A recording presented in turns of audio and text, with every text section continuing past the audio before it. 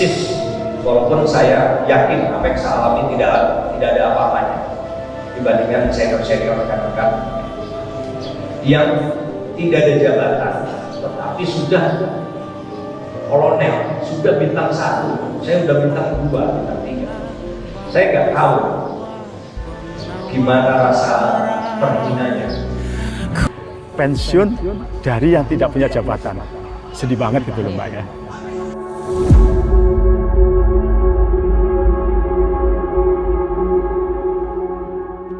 Wah, harga diri kita di mana Mbak ya? Kita pensiun dari orang yang luntang-lantung gitu kan Mbak ya.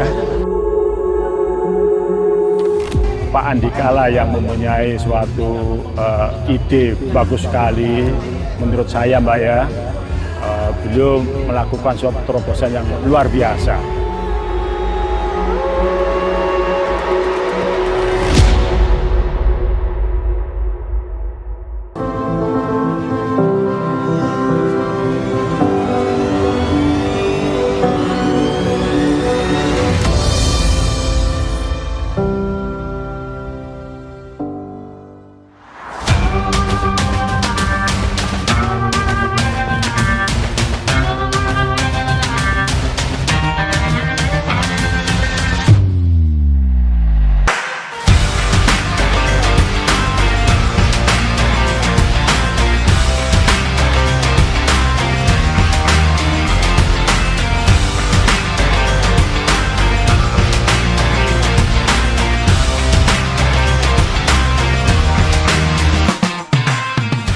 Gimana tadi aerobik ya Pak? Capek nggak Pak? Oh enggak. Walaupun sudah pernah kegiatan olahraga itu Tetap ya Pak? Tiap hari Pak? ya. Kalau sepedahan cuaca hujan seperti ini, sepeda statis. Oh, di dalam ruangan. Iya. Tiap hari itu ada ingat lah supaya kita ini tidak terlalu aktif gitu. Iya betul Pak.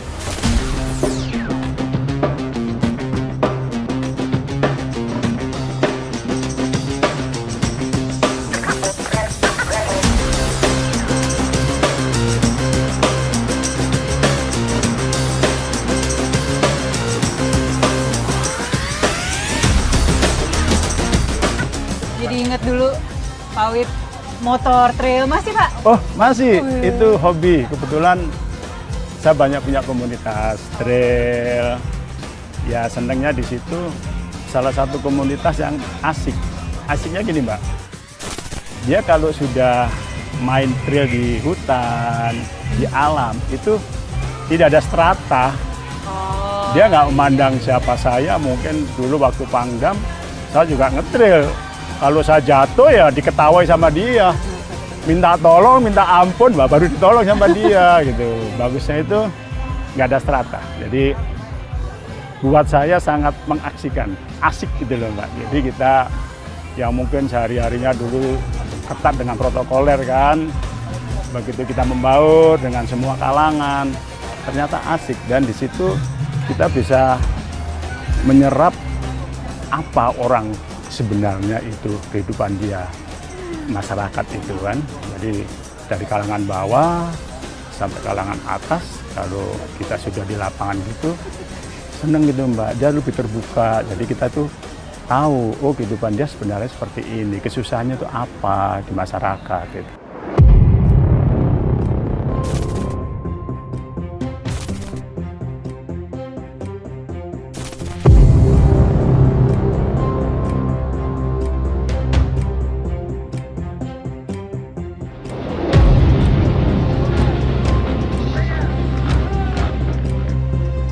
Waktu yang dulu di Kalimantan di sepanjang perbatasan itu seru juga kan Pak?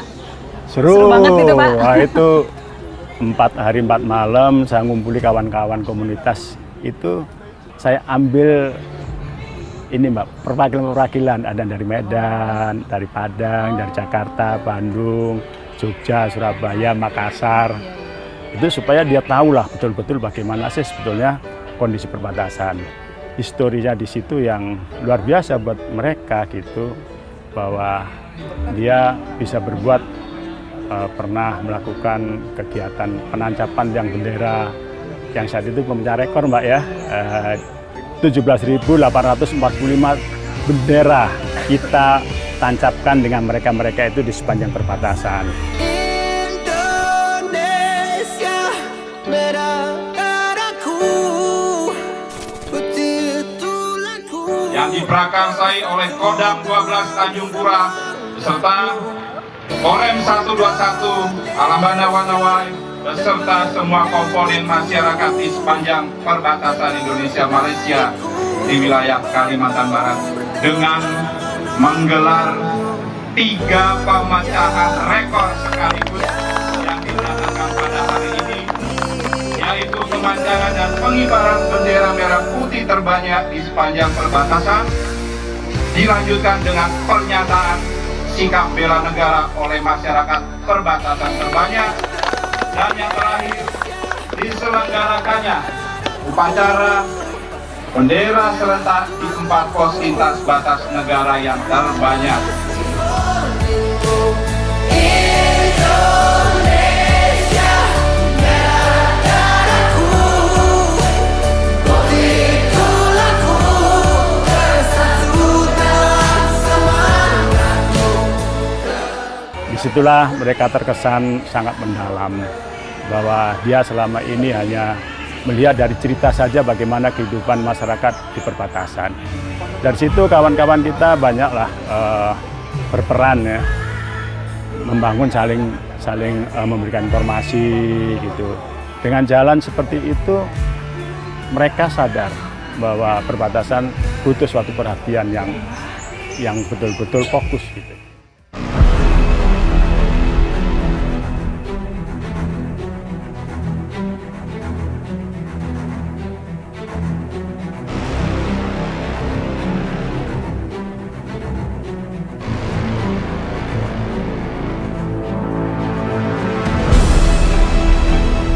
Saya sering ketemu dengan kepala desa, Bapak Raja itu, dengan kepala-kepala suku Dayak. Dia tuh sangat menginginkan putra-putranya itu bisa masuk TNI. Tapi ya karena aturan, rata-rata mereka gugur di tahap pertama aja, Mbak. Nah, suatu ketika permasalahan ini saya bawa ke Pangdam Pak Andika ya, Mbak ya, waktu itu Mbak ya. Saya laporkan, Bapak Panglima, kalau kita sesuai dengan aturan, sampai kapanpun kita tidak bisa mendapatkan calon-calon tentara dari masyarakat atau anak-anak di perbatasan ini. Karena berbagai masalah saya lakukan beliau. Apa permasalahan yang paling krusial? Ada satu Pak, yang pertama fisik. Fisik itu standar kita 163, kita mendapatkan 163 itu sangat kurang sekali. Yang kedua masalah kesehatan, belum menginjak ke masalah psikotes, ya bilang gitu kan. Lu kenapa? Yang penting sehat, ya bilang gitu Pak. Udah coba cek semuanya tuh, cek Pak. Di luar dugaan saya, beliau mengeluarkan kebijakan. Udah Mas, yang penting dia sehat, dia mempunyai jiwa NKRI, dia direstui sama orang tuanya, militansi, ya sudah, udah tampung aja. Karena beliau punya anggapan begini Mbak, cerita ke saya. Sebenarnya yang tahu masalah perbatasan yang orang perbatasan. Nah kalau anak ini dari kecil di perbatasan sampai dewasa, dia pasti tahu permasalahan di perbatasan. Pasti kan? Nah nanti dia masuk tentara, dididik, dijawa, kasih pengetahuan, kasih wawasan, diisi lah Mbak SDM-nya, dikembalikan lagi ke asalnya. Itu petunjuk beliau begitu, dan dia menjadi suatu kebanggaan gitu loh Mbak. Jadi saya juga kaget beliau berani mengeluarkan kebijakan seperti itu.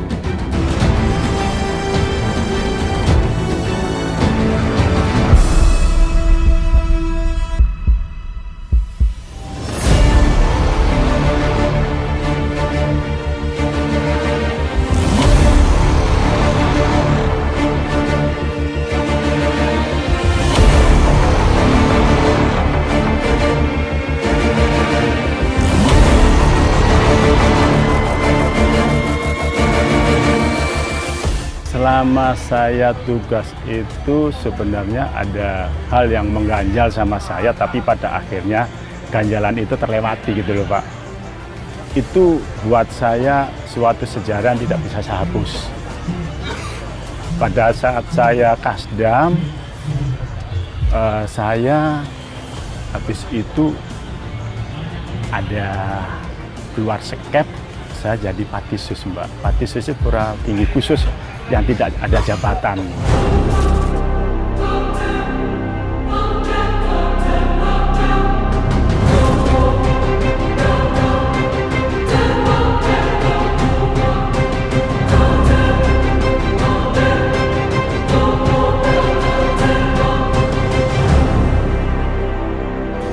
Dan di Patisus itu tidak ada kerja memang di situ kan, Mbak. Namanya tidak ada jabatan ya seperti itu. Saya pelajari memang seperti itu. Saya kaget juga gitu, Mbak ya. Saya mencoba mencari apa sih kesalahan saya sehingga saya jadikan Patisus. Padahal saya dari Kasdam, ya wajar-wajar saja saya bekerjanya gitu, saya dengan Pangdam, enjoy aja. Pangdamnya waktu itu Pak Kustanto, terus diganti dengan Pak Arif, enjoy aja, saya nggak ada masalah. Sampai sekarang hubungannya bagus sekali dengan staf, nggak ada masalah juga gitu. Ya kaget aja gitu, Mbak ya. Bagaimana berat saya memberikan penjelasan kepada istri saya, termasuk anak-anak saya kan udah dewasa Mbak, tahu bapaknya kok nggak punya jabatan habis Kasdam. Mesti saya dikejar, apa kesalahannya? Saya kan nggak bisa bicara apa-apa. Terlalu indah dilupakan, terlalu sedih dikenangkan. Setelah aku jauh. Saya tahu sekali rasanya bagaimana tidak punya jabatan. Yang awal-awal mungkin wah enak gak kantor, lama-lama anak-anak tanya, jadi kok nggak kantor?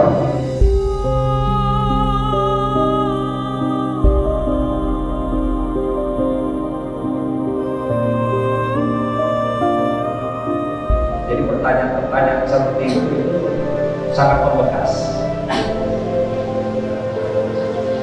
Itu sangat saya rasakan, sehingga saya tahu persis, walaupun saya yakin apa yang saya alami tidak ada apa-apanya dibandingkan senior-senior rekan-rekan yang tidak ada jabatan, tetapi sudah kolonel, sudah bintang 1, saya sudah bintang 2, bintang 3.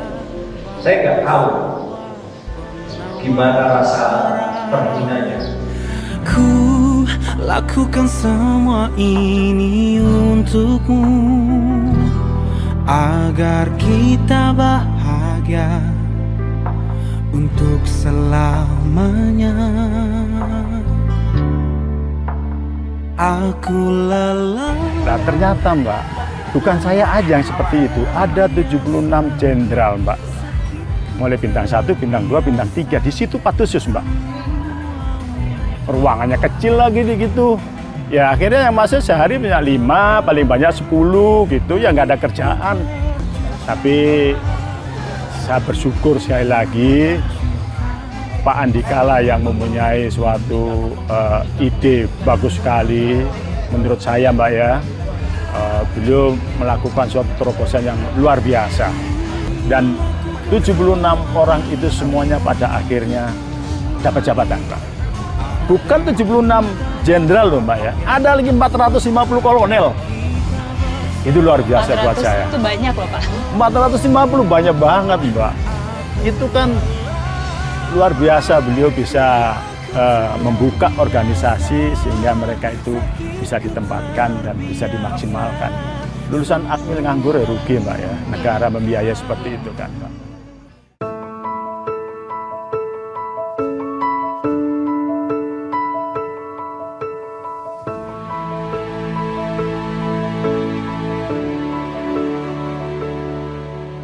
Kalau harus ku mengingatmu lagi, aku takkan sanggup dengan yang terjadi pada kita.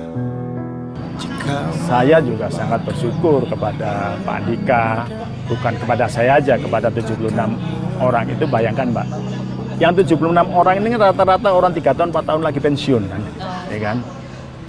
Saya nggak bisa membayangkan waktu itu pensiun dari Patisus, pensiun dari yang tidak punya jabatan.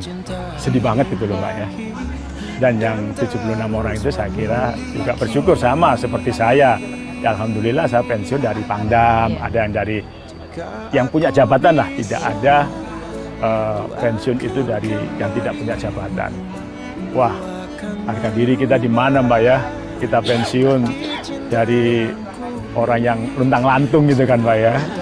Tapi pensiun dari setelah menjabat kan setidaknya bisa buat cerita kepada anak cucu kita lah.